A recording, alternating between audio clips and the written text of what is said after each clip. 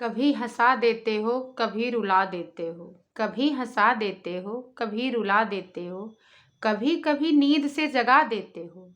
लेकिन कुछ भी कहो, जब कभी भी दिल से याद करते हो, जिंदगी का एक एक पल खुशनुमा बना देते हो। नमस्ते मेरे प्यारे दोस्तों, कैसे हैं आप सब? उम्मीद करती हूँ बहुत अच्छे होंगे। आज मेरा टॉपिक है लव, प्यार करना चाहिए कि नहीं, या लव के बाद मैरिज करना चाहिए कि नहीं। अब तक मैं दूसरों से राय लेती थी, लेकिन आज मैं अपनी राय देना चाहती हूँ आप लोगों को। सो प्लीज़ सुन लीजिएगा। अगर अच्छा लगे तो क्या कहते हैं, लाइक कर दीजिएगा, सब्सक्राइब कर दीजिएगा एंड क्या शेयर कर दीजिएगा। Thank you. देखिए, पहली बात, लव कोई जानबूझ के करता ही नहीं है, वो तो हो जाता है जहाँ तक मैं जानती हूँ। और दूसरी बात, अगर हो जाए तो ये नहीं समझ में आता है कि आगे क्या करें, है कि नहीं। और तीसरी और अहम बात, हमने लव किया तो जानबूझ के तो किया नहीं, हो ही गया।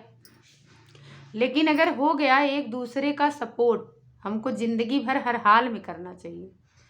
जैसे देखिए, अरेंज मैरिज हम लोग करते हैं तो भी तकलीफें आती हैं, और लव करेंगे तो भी तकलीफें आएंगी। ये मैंने पहले भी वीडियो में बताया है, लेकिन चूंकि टॉपिक उसी पे चल रहा है तो ये कहना पड़ रहा है। तो मैंने किया है ना, मुझे 1% भी अफसोस नहीं होता है। दुख होता है, अपनों से बिछड़ने का दुख किसको नहीं होगा, वो तो मुझे जिंदगी भर रहेगा। लेकिन शादी करने का दुख मुझे जरा सा नहीं होता है। उसमें रीजन ये है कि जो मेरे हस्बैंड हैं, पतिदेव हैं, पति परमेश्वर हैं, वो सच में बहुत ही अच्छे हैं। मैं क्या बताऊं कि मैं किस हालात से जूझती हूँ।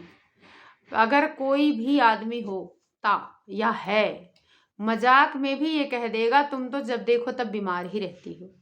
लेकिन मेरे हस्बैंड ने कभी भी मजाक में भी नहीं कहा है कि तुम बीमार रहती हो। इनफैक्ट वो मेरी हेल्प करते हैं, मुझे बहुत सपोर्ट करते हैं। जैसे मैं इतना इतना ज़्यादा काम नहीं है कि मैं नहीं कर सकती हूँ, कर सकती हूँ। लेकिन चूंकि झाड़ू मुझे नहीं लगाना है, पोछा मुझे नहीं लगाना है, खड़े खड़े वाला काम ही मैं करती हूँ। कोई भी काम मैं खड़े खड़े ही करती हूँ, झुक के मुझे नहीं करना है।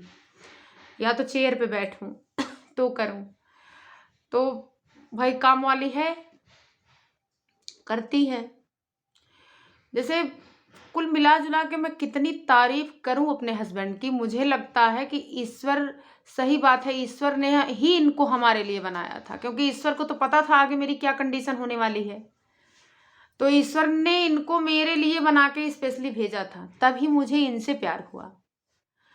पता नहीं शादी करने के बाद जाते ससुराल में कभी कोई ताना देता, कभी कुछ ताना देता, कोई ना कोई तो कहता ही कहता। लेकिन मैं सच बता रही हूँ, औरों का तो कहानी जो है वो किसी और वीडियो में बता दूंगी, क्योंकि लंबी हो जाएगी वीडियो। लेकिन मेरे हस्बैंड वाकई में बहुत अच्छे इंसान हैं, सच में बहुत अच्छे हैं। मैं भगवान का तहे दिल से शुक्रगुजार हूँ। उनका मैं कितना शुक्रिया करूँ कि उन्होंने पति के रूप में मेरे पति को मुझे दिया है।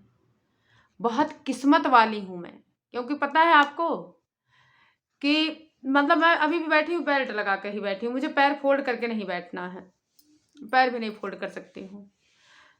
लेकिन उन्होंने कभी भी मुझे ताना नहीं दिया है, बहुत सपोर्ट करते हैं। अगर मैं थोड़ा सा भी कराह दूँ, अपॉइंटमेंट ले लेता हूँ, डॉक्टर को दिखाना है, मैं अवॉइड करती हूँ भाई डॉक्टर डॉक्टर, क्योंकि मैं दवा खा खा के थक चुकी हूँ, नहीं इच्छा होती है, मैं अवॉइड करती हूँ इन चीज़ों को। लेकिन वो कभी नहीं किए हैं।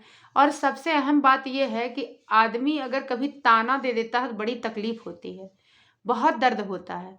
वो मेरा बहुत सपोर्ट करते हैं, मुझे बहुत ही ज़्यादा सपोर्ट करते हैं। तो मेरा संदेश ये है कि अगर लव मैरिज आप कर रहे हो या लव कर रहे हो और लव के बाद मैरिज कर रहे हो, तो हम लड़की और लड़का दोनों से अनुरोध करते हैं कि अपने जीवन साथी का हर हाल में ख्याल रखें, चाहे वो पति हो चाहे वो पत्नी हो।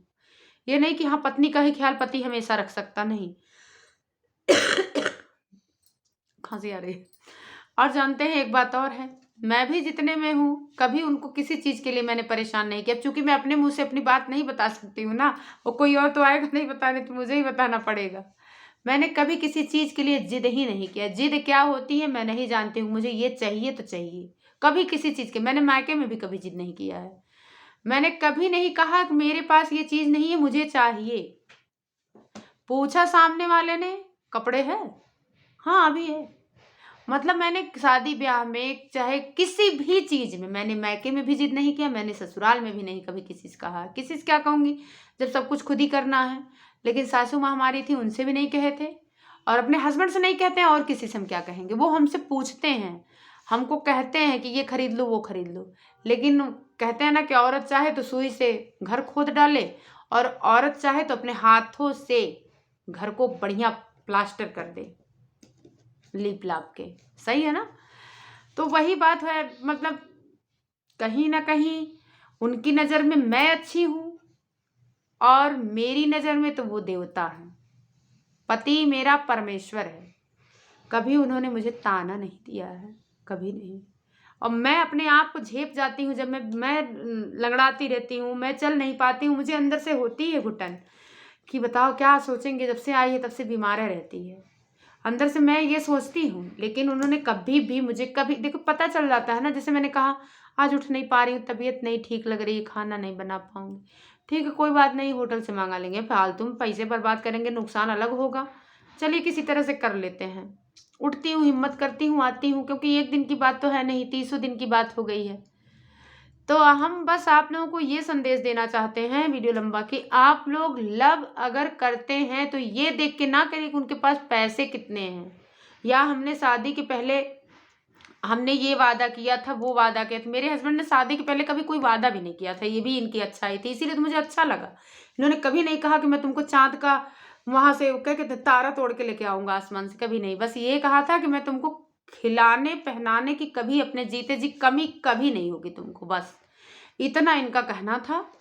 और यही मेरी भी बात थी कि मैं कभी अपनी जुबान से किसी चीज़ की डिमांड ही नहीं करूँगी जो आपके औकात से बाहर हो, और उस पे हम कायम हैं। हम शादी के बाद अगर प्रेमिका बन के सोचेंगे तो हमारी लाइफ तहस नहस हो जाएगी, लेकिन शादी के बाद हमको पत्नी बनना होता है। शादी के पहले पति जो होता है वो बॉयफ्रेंड होता है, तो पानी पकौड़ी खिलाया, चाट पकौड़ी खिलाया, उसी में खुश रहना। लेकिन शादी के बाद वो पति बन जाता है, पूरी घर की जिम्मेदारी होती है उनके ऊपर।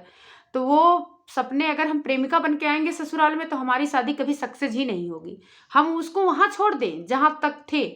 अगर हमको आगे अपनी ज़िंदगी को बनाना है तो हम पत्नी तुरंत बन जाएं, तो हमारी ज़िंदगी स्वर्ग से भी खूबसूरत होगी। हम शरीर से भले अस्वस्थ हों, लेकिन वाकई मेरी ज़िंदगी बहुत बहुत खूबसूरत है। बस यही तकलीफ़ है कि किसी का बुरा किए थे तो शरीर से नहीं स्वस्थ रहते हैं, लेकिन चेहरे से नहीं कोई कहेगा मैं अस्वस्थ हूँ। वीडियो लंबी हो गई, प्लीज़ माफ़ करिएगा, थोड़ा बताने में टाइम लगता है। बाय बाय, अपना ख्याल रखिए, अपने बच्चों का भी, अपने परिवार का। Bye bye.